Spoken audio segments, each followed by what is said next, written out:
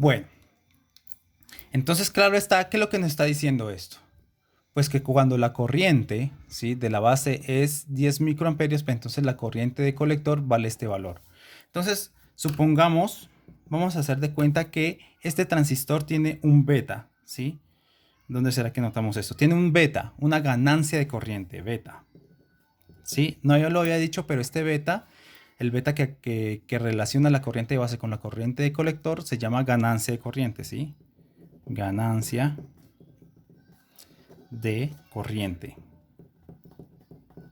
Entonces supongamos que ese beta es igual a 100, ¿sí? ¿Qué quiere decir que beta sea igual a 100? Si beta es igual a 100, entonces la corriente de colector es igual a beta por la corriente de base. O sea, esto es 100 por la corriente de base. Pero en este ejercicio la corriente de base son 10 microamperios. Y 10 microamperios por 100 me da 1 miliamperio. En nuestro ejercicio valdría 1 miliamperio. O sea, que en este caso la corriente va a saturar en 1 miliamperio. ¿Sí? Y se queda constante. ¿Sí? Yo puedo variar todo lo que quiera el voltaje del colector, el voltaje de la fuente del colector. Puedo variar todo lo que quiera, que la corriente siempre va a ser constante. ¿Sí? Porque acuérdense la ecuación del transistor. ¿Sí? Una de las cosas principales que habíamos sacado era esto. Y si esto es constante, digamos cuánto vale, 10 microamperios, pues obviamente esto también va a ser constante. Bueno, teniendo en cuenta que esto también sea constante, ¿sí? También va a ser constante y va a ser 1 miliamperio, ¿sí? Por eso es constante. Esto es una ecuación bastante relevante que sacamos, ¿sí?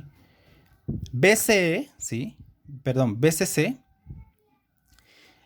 me va a modificar, digamos, el voltaje que cae aquí en el transistor, pero la corriente no me la modifica porque si yo cambio este voltaje, pues no voy a alterar la corriente de base. Y si no altero la corriente de base, pues esto queda constante, esto es constante y me queda una corriente constante, ¿sí? Entonces sí ven que se comporta como una fuente de corriente constante para cualquier valor de voltaje colector emisor, ¿sí?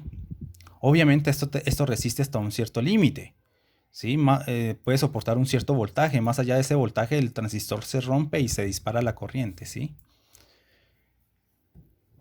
Entonces, bueno. Entonces, así de esa forma, nosotros podemos tener varias curvas, ¿sí? Esta curva que tenemos acá, pues es la curva para una corriente de base de 10 microamperios. Pero, por ejemplo, si disminuimos, por ejemplo, a cero, la corriente cero, pues sí va a haber una corriente, ¿sí? Para 0 microamperios. Sí va a haber una corriente en el colector, pero va a ser muy, pero muy, muy, muy, muy chiquita, ¿sí? Son corrientes espurias que hay en el transistor por otros tipos de mecanismos, temperaturas, bueno.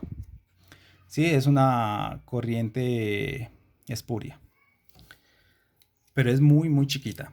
Entonces, y si yo aumento la corriente de la base, entonces, ¿qué es lo que va a hacer? Pues seguramente esto va a saturar a otro valor. Por acá, por ejemplo.